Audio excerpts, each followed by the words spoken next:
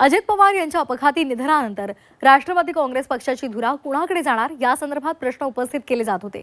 अखेर यावर आता शिक्कामोर्तब झालंय। अजित पवार यांच्यानंतर राष्ट्रवादी काँग्रेस पक्षाची धुरा सुनेत्रा पवार यांच्याकडे जाणार असल्याचं आता स्पष्ट झालंय। तसंच सुनेत्रा पवार मंत्रिमंडळामध्ये उपमुख्यमंत्री पदाची शपथ घेणार आहे। आज संध्याकाळी 5 वाजता सुनेत्रा पवार यांचा शपथविधी पार पडणार आहे। सुनेत्रा पवार यांचा मुलगा जय पवार यांच्यासह त्या रात्रीच बारामतीहून मुंबईमध्ये दाखल झाल्यात। दरम्यान या शपथविधी सोहळ्याआधी दुपारी 2 वाजता राष्ट्रवादी विधिमंडळ पक्षनेत्याची निवड होणार आहे। या निवडीनंतर सुनेत्रा पवार उपमुख्यमंत्री पदाची शपथ घेतील। सुनेत्रा पवार या महाराष्ट्राच्या पहिल्या उपमुख्यमंत्री असणार आहेत। तर सुनेत्रा पवार यांना राजकीय वारसा हा जन्मापासून लाभलेला आहे। त्याचबरोबर समाजकारणामध्ये सुद्धा त्यांचं मोठं काम आहे। कृषी क्षेत्र असेल, शिक्षण क्षेत्र असेल, या सगळ्या क्षेत्रामध्ये त्यांचं काम आहे। अध्यक्ष म्हणून मी त्या ठिकाणी बोलवलेली आहे। त्याला सर्व आमदार विधानसभा विधान परिषदे उपस्थित राहतील। त्याचबरोबर खासदार उपस्थित राहतील आणि यांच्या सर्वांच्या उपस्थितीमध्ये ती बैठक त्या ठिकाणी पार पडेल। विधिमंडळ पक्षाचा नेता निवडला जाईल। त्याची माहिती माननीय मुख्यमंत्री महोदयांना देण्यात येईल आणि त्याच्या संदर्भातला निर्णय मुख्यमंत्री घेतील। आमच्या आमदारांच्या जनतेच्या मनामध्ये आहे ते आम्ही त्या विषयावरती एकत्रितपणाने चर्चाही केलेली आहे। पक्षाचे विधानसभा विधान परिषद सदस्य आणि त्याचबरोबर ती खासदार त्या ठिकाणी उपस्थित राहतील। पक्षाचे प्रमुख नेते मंडळींना सुद्धा त्या ठिकाणी बोलवलं जाणार आहे।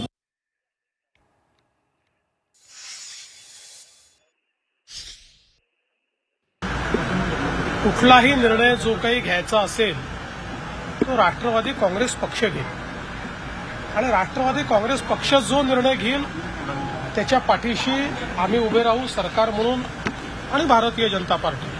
त्यामुळे मी आता आपल्याला एवढंच सांगू शकतो की अजितदादांचं कुटुंब असेल किंवा राष्ट्रवादी काँग्रेस पक्ष असेल, याच्या पाठीशी आम्ही पूर्णपणे उभे आहोत।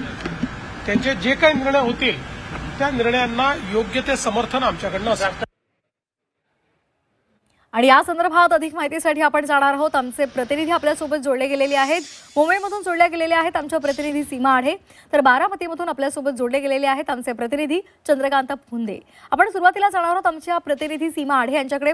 सीमा, तुम्ही मुंबईमध्ये आहात, काय घडामोडी रात्रीपासून मुंबईमध्ये घडतायत? कारण मुंबईमध्ये बारामतीहून आता रात्रीच खरं तर सुनेत्रा पवार या सुद्धा दाखल झालेल्या आहेत, त्यांच्याबरोबर जय पवार सुद्धा आहेत। कशा पद्धतीने बैठका होणार आहेत, किती वाजता पहिली बैठक होणार आहे राष्ट्रवादीची आणि त्यानंतर कसा नेमका नियोजन करण्यात आलेलं आहे?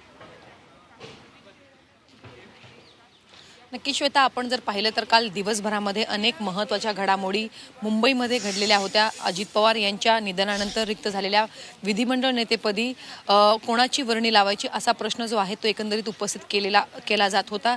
पक्षाकडनं, कार्यकर्त्यांकडनं, नेत्यांकडनं सुनेत्रा पवार यांच्या नावाची मागणी करण्यात आली। त्यांच्या नावाची मागणी ही जोर धरू लागलेली होती। त्यामुळे आता शिक्कामोर्तब झालेला आहे की विधिमंडळ पक्षनेतेपदी सुनेत्रा पवार यांची निवड होणार 2 वाजता दुपारी आणि त्यानंतर उपमुख्यमंत्री पदाची शपथ सुनेत्रा पवार घेणार आहे। अर्थात कालच्या दिवसानंतर आजचा दिवस सुद्धा महाराष्ट्राच्या राजकारणासाठी अतिशय महत्त्वाचा आहे।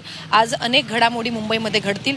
सध्या आपण देवगिरीच्या बाहेर आहोत। सध्या देवगिरी बंगल्यामध्ये सुनेत्रा पवार सोबतच जय पवार जे आहेत ते सकाळी 3:15 वाजताच दाखल झालेले आहेत। 1च्या सुमारास ते बारामतीहून रवाना झालेले होते आणि सकाळी 3:15च्या दरम्यान ते देवगिरीवरती पोहोचलेले आहेत।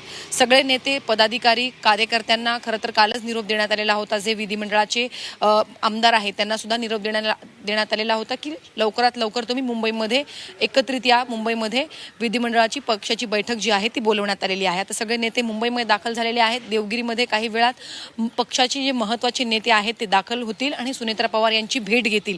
मग प्रफुल्ल पटेल सोबतच छगन भुजबळ, सुनील तटकरे हे जे नेते आहेत जे या संपूर्ण प्रक्रियेमध्ये सुरुवातीपासूनच सहभागी आहेत। सध्या पक्षाचे ते प्रमुख नेते आहेत आणि सगळ्या या प्रक्रियेमध्ये त्यांनी सुरुवातीपासूनच पुढाकार घेतलेला होता। ते काही वेळामध्ये या ठिकाणी येतील आणि सुनेत्रा पवार यांची भेट घेतील आणि त्यांच्याशी चर्चा करतील। आतापर्यंत या प्रमुख नेत्यांमध्ये जी बैठक झाली आणि सुनेत्रा पवार यांच्यामध्ये जी बैठक झालेली होती ती ऑनलाईन पद्धतीने बैठक झालेली होती। त्यामुळे आज पहिल्यांदाच शपथविधीपूर्वी आणि विधिमंडळ पक्षाच्या बैठकीपूर्वी आता काही वेळामध्ये देवगिरीवरती सुद्धा प्रमुख नेत्यांमध्ये बैठक जी आहे ती होणार आहे. जय पवार देखील सोबत आहे. त्यामुळे आज दिवसभराच्या घडामोडीकडे सगळ्यांचं लक्ष लागून आहे. सोबतच जे नेते कालपासूनच आपापल्या मतदारसंघामधून आमदार निघालेले होते ते सुद्धा मुंबईमध्ये दाखल होतील. विधानभवनाच्या परिसरामध्ये ते सगळे जे आहे ते काही वेळामध्ये आपल्याला पाहायला जे आहे ते मिळणार आहेत. ठिकठिकाणी आता काय काय घडामोडी घडतात हे सुद्धा पाहणं महत्त्वाचं असेल. सोबतच वर्षा निवासस्थानी मुख्यमंत्री देवेंद्र फडणवीस यांची भेट घेतात का हे सुद्धा पाहणं महत्त्वाचं ठरणार आहे सुनेत्रा पवार. त्यामुळे आता या थोड्याच वेळामध्ये देवगिरी बंगल्यावरती आपल्याला अनेक घडामोडी ज्या आहेत त्या घडताना पाहायला मिळतील. अगदी सीमा, अशाच आपण आमच्यासोबत जोडलेल्या आपण आता जाणार आहोत बारामतीमध्ये. आपले प्रतिनिधी चंद्रकांत फुंदे आपल्यासोबत जोडले गेलेले आहेत. चंद्रकांत, सध्या बारामतीमध्ये काय वातावरण पाहायला मिळते? कारण अजित पवार यांच्या अपघाती निधनामुळे बारामतीच नाही तर संपूर्ण महाराष्ट्र हेलावलेला आहे. त्यांना शोकभावना अनावर झालेल्या आहेत. मात्र आता अजित पवारांचाच वसा घेऊन सुनेत्रा पवार या राजकारणामध्ये सक्रिय होणार आहे. राज्याच्या राजकारणामध्ये उपमुख्यमंत्री पदाची शपथ घेणार आहेत.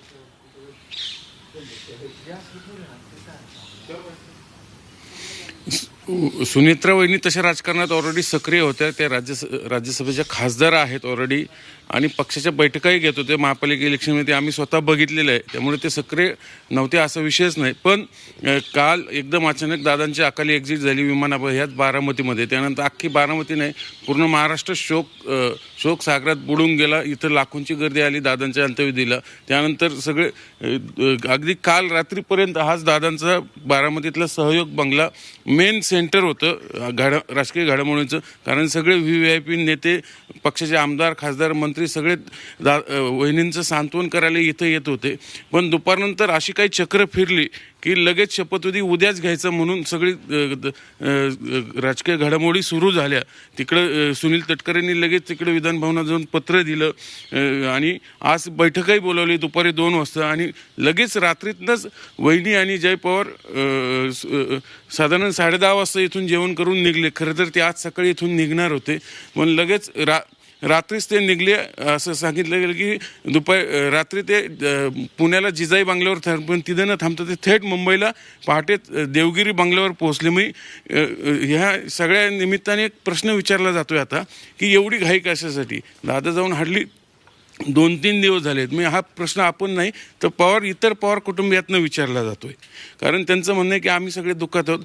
तरी काल शरद पवार ह्या सगळ्यातनं बाहेर पडण्यासाठी नीरा नदीच्या प्रदूषणाची पाहण्यासाठी गेले होते. त्यामुळे त्यांना एक ब्रेक थ्रू ज्याला आपण म्हणतो शेवटी पवार आहेत ते त्यांच्या कृतीतनं ते आपले पुढचे काय पाऊल आहे ते दाखवून देत असतात माध्यमांना किंवा सगळ्या त्यांच्या कार्यकर्त्यांना. आणि अशातच ह्या सगळ्या प्रोसेसमध्ये पवार फॅमिली इतर सदस्य नव्हते का या निर्णयात असा एक प्रश्न निमित्ताने विचारला जातो. मग घरात पुन्हा याच्यातनं काही सुरू आहे का? पवार फॅमिली तुम्हाला एकत्र दिसली दादांच्या अंत्यविधीच्या वेळी सगळ्या ह्याच्यात. पण त्यानंतरच्या पुढच्या निर्णय प्रक्रियेत फक्त पार्थ पवार आणि प्रफुल्ल पटेल आणि सुनील तटकरे आणि ह्याच होते का? आणि त्यांनीच वहिनींना कन्व्हिन्स केलं आणि तेच सगळं वहिनींना घेऊन गेले असं एक सांगितलं जातं. त्यामुळे इतर पवार फॅमिली आता नेमकं या सगळ्यावर कसं रिॲक्ट होतं हे पाहावं लागणार आहे. अगदी चंद्रकांत, आपण पाहिलेलं होतं की लोकसभा निवडणूक सुद्धा सुनेत्रा पवार यांनी सुप्रिया सुळे यांच्या विरोधात लढवलेली होती. मात्र त्यामध्ये त्या पराभूत झालेल्या होत्या. त्यानंतर त्या राज्यसभेवर निवडून गेल्या. मात्र महापालिकेच्या निवडणुकीच्या अनुषंगाने त्या बैठका घेत होत्या. मात्र आता त्या सत्तेमध्ये स्वतः सहभागी होणार आहेत, उपमुख्यमंत्री होणार आहेत. त्यामुळे ही बाब खरं तर खूप महत्त्वाची आहे. त्यामुळे आता कशा पद्धतीने या संदर्भात पवार कुटुंबियांकडून प्रतिक्रिया येतात हे पाहणं सुद्धा महत्त्वाचं ठरणार आहे. धन्यवाद सीमा आणि चंद्रकांत, आपण दिलेल्या या सविस्तर माहितीसाठी.